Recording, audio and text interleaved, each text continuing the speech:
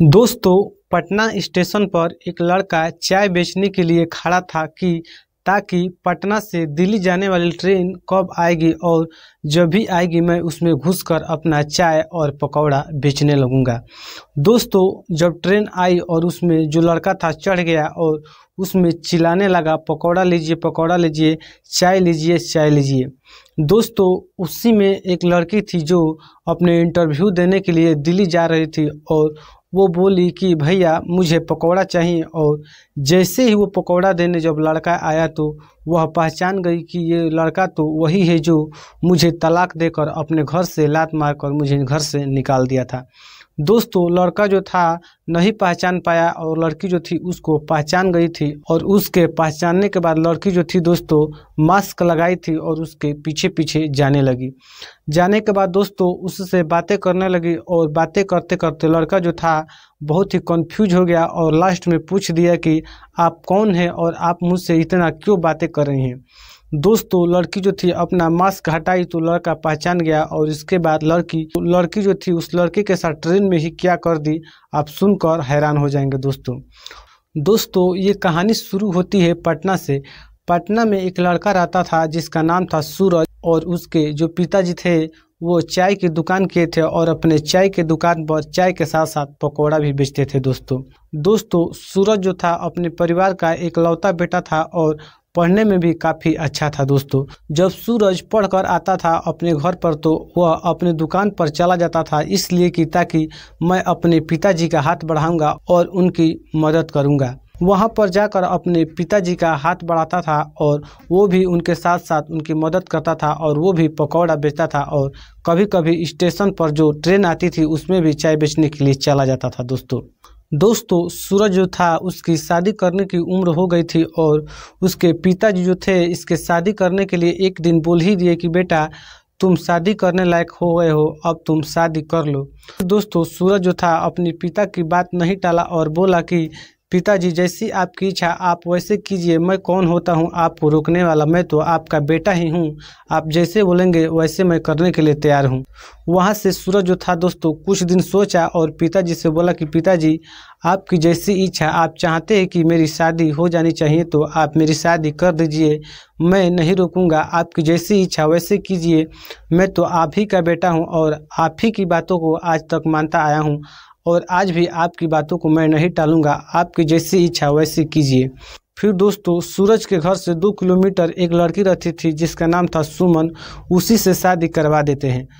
वहाँ से सूरज और सुमन का शादी हो जाता है दोस्तों और वहाँ से एक नई जिंदगी का दोनों लोग शुरुआत करते हैं। सुमन जो थी वो काफ़ी अच्छी लड़की थी और अपने घर को अच्छा से संभालती थी और माँ भी खुश थी और पिताजी भी खुश थे और सूरज बहुत ज़्यादा खुश था अपनी पत्नी से। दोनों लोग एक दूसरे को बहुत मानते थे और दोनों लोग अपने पसंद से शादी भी किए थे। दोस्तों, सूरज की जो दुकान थी वहाँ पे पिताजी रहते थे और कभी कभी टाइम जब मिलता था तो वहाँ पर सूरज भी चला जाता था। वहाँ पर जाने के बाद जब शाम को वह अपने बीवी के पास फ़ोन करता था किसी कार्य के लिए तो उसकी पत्नी जो थी सुमन उसका फ़ोन बिजी बताता था और यह सोचकर जो सूरज था वो घबरा जाता था और पूछने लगता था कि अभी तुम कहाँ बात कर रही हो, इतना टाइम जब भी तुम्हारे पास मैं फ़ोन करता हूँ तुम्हारा फ़ोन बिजी ही आता है। तब सुमन बोलती थी कि मैं अपनी सहेली के पास फ़ोन की हूँ और उससे कुछ पढ़ाई के ऊपर डिस्कस कर रही थी और कहाँ मैं बात करूँगी। दोस्तों, यहाँ से सूरज को बहुत ज़्यादा शक हो जाता है और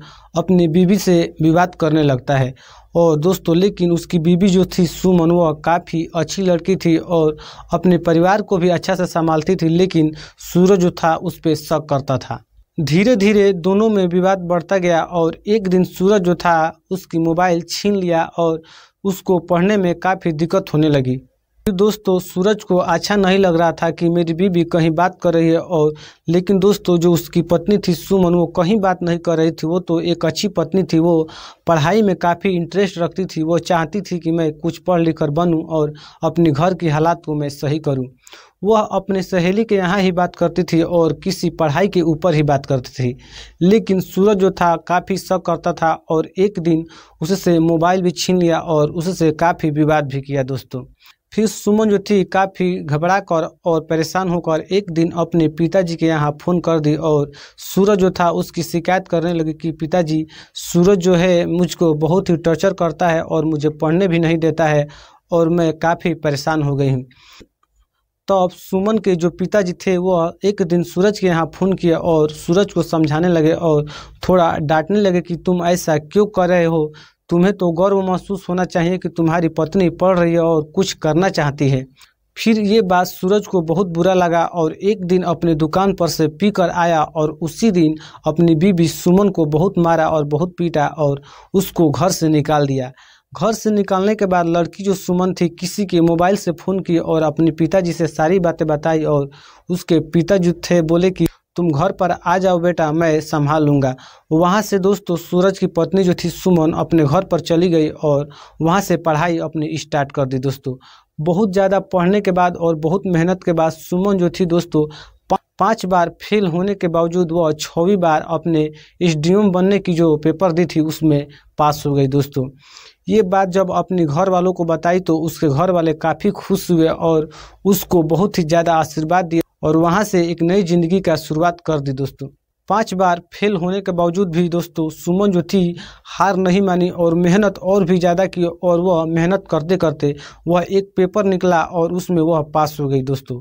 पास होने के बाद वह SDM बन गई और ये बात जब अपने घर पर बताई तो उसके माता पिता काफ़ी खुश हुए और वहाँ से एक नई ज़िंदगी का सुमन जो थी शुरुआत कर दी दोस्तों। इधर सूरज जो था दोस्तों वह काफ़ी बर्बाद हो चुका था। वह सुमन के जाने के बाद वह काफ़ी दारू पीने लगा था और कुछ ही महीनों बाद उसकी पिता की भी मौत हो गई थी और वह अपनी पिताजी के दुकान पर अकेले जाता था और वहीं पे चाय बेचता था और पकौड़े भी बेचता था और कभी कभी जब ट्रेन आती थी उसमें चाय बेचने के लिए चला जाता था दोस्तों। और एक दिन स्टेशन पर चाय लेकर खड़ा था और सोच रहा था कि कब ट्रेन आएगी और मैं उसमें चाय बेचने जाऊंगा। लेकिन दोस्तों ईश्वर को कुछ और ही मंजूर था। उस दिन जब ट्रेन में जब गया तो वहीं पे एक लड़की बैठी थी और वह चाय चाय चिल्ला रहा था और पकौड़ा पकौड़ा चिल्ला रहा था तो पीछे से एक लड़की आवाज़ दी और बोली, भैया मुझे भी पकौड़ा चाहिए, थोड़ा मुझे भी दे दीजिए। जब पीछे मुड़ा दोस्तों सूरज तो वो उसकी बीवी जो तलाकशुदा पत्नी थी वह उसको पहचान गई और वहीं पे चुप हो गई कुछ देर के लिए और फिर लड़का जो सूरज था बोला कि क्या चाहिए आपको बताइए।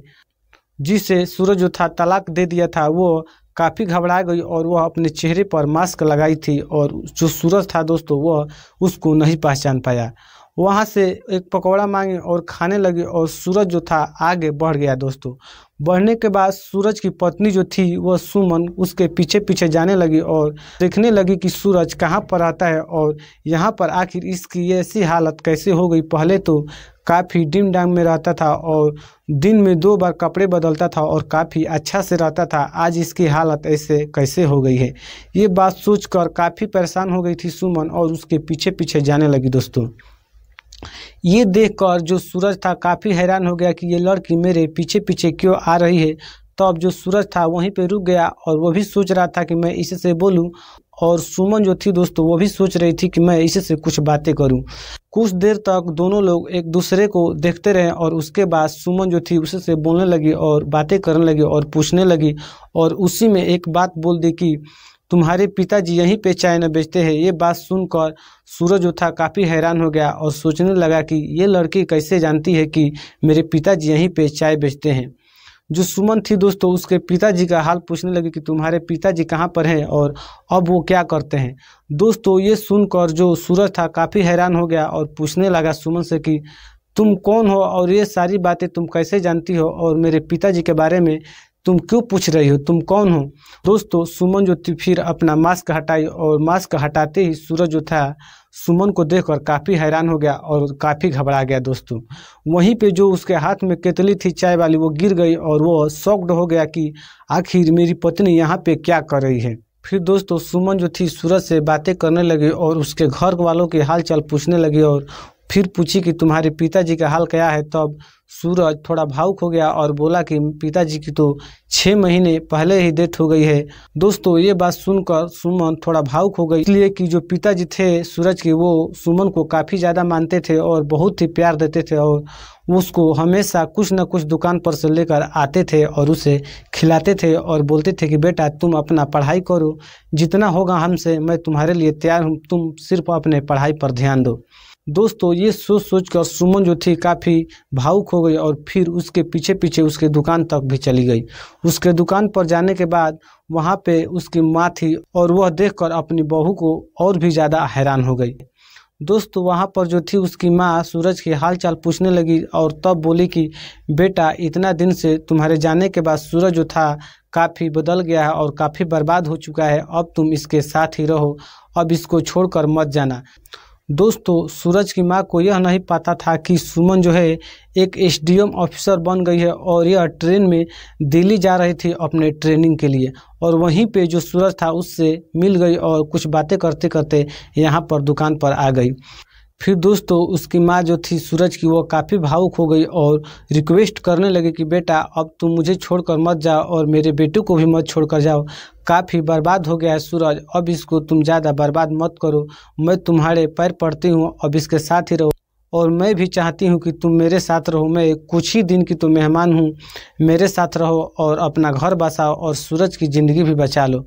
दोस्तों माँ थी सूरज के लिए गड़गड़ाने लगी और बोलने लगी, लेकिन जो सुमन थी वह इस पे थोड़ा गौर की और बोली कि माँ मैं अभी कहीं जा रही हूँ, अब मैं वहाँ से जब आऊँगी तो तब इस बारे में बात करूँगी। दोस्तों यह कहकर सुमन जो थी ट्रेनिंग के लिए चली गई और 6 महीने बाद जब ट्रेनिंग देकर घर पर आई तो अपने पिताजी से यह बात बोली कि पिताजी मैं सूरज के साथ रहना चाहती हूँ, उसकी हालत बहुत बुरी हो गई है और माँ भी बोल रही थी कि मैं कुछ दिनों की ही मेहमान हूँ, तुम मेरी श्रद्धा है कि मेरे घर पर आकर रहो और मैं जाना चाहती हूँ सूरज के पास। फिर दोस्तों ये बात जब उसके पिता सुमन के पिताजी सुने तो उनको बहुत ही अच्छा लगा और अपनी बेटी पे एक बार और फिर से गौर हुआ कि मेरी बेटी इतनी अच्छी सोच की है कि एक लड़के का घर फिर से बसाना चाहती है और उसके साथ रहना चाहती है। दोस्तों फिर सुमन के जो पिताजी थे दोस्तों सुमन को उसके घर पर ले गए और सूरज के साथ एक बार फिर से दोनों लोगों का शादी करवा दिए। दोस्तों वहाँ से सुमन जो थी दोस्तों जो सूरज दुकान चलवा रहा था उसको बंद करवा दी और अपने साथ जहाँ पर वह नए घर में रह रही थी उसको और उसकी माँ को यानी अपनी सास को भी लेकर उसी वाले घर पर चली गई। दोस्तों वहाँ से दोनों लोग एक नई ज़िंदगी का शुरुआत किए और दोस्तों आज वो